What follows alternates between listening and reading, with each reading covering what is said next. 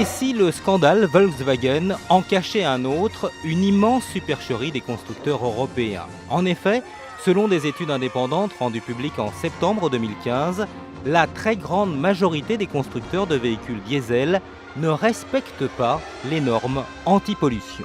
Donc a priori 9 véhicules sur 10 en circulation récent diesel Euro 6 sont en infraction avec la loi.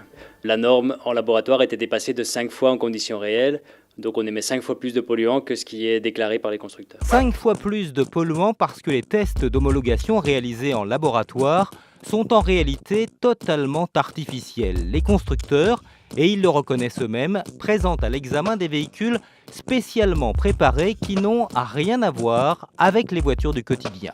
Vous avez des tests, c'est comme le bac, on prend du café avec du speed, voilà, et on essaie d'être le meilleur possible. On aura 18 en physique, peut-être que d'habitude on a plutôt 13 de moyenne. Voilà, donc c'est vrai que tout le monde fait ça.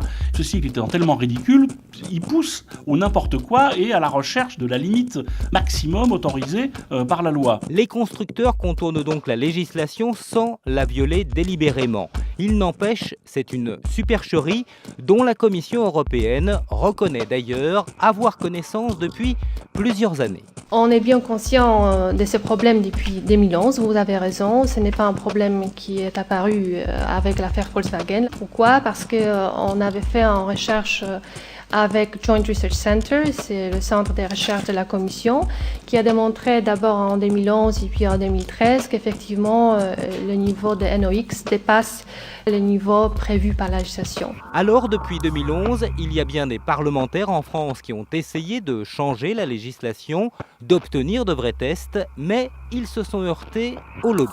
La présence de ces lobbies est forte. On m'a dit au début, votre équipe est très mal informée, madame, et vous donne de mauvais renseignements. Donc il y a des pressions qui sont faites comme cela. Les lobbies du diesel font de la contre-information. Des lobbies qui, le 27 octobre dernier, ont perdu une bataille à Bruxelles. Les tests se feront bientôt en conditions réelles, mais en contrepartie, ils ont obtenu le droit de polluer davantage. C'est la prime aux tricheurs. La classe politique, les chefs d'État, la Commission, ont dit désormais on donne à l'industrie automobile des permis à polluer. On est quand même en train de marcher sur la tête.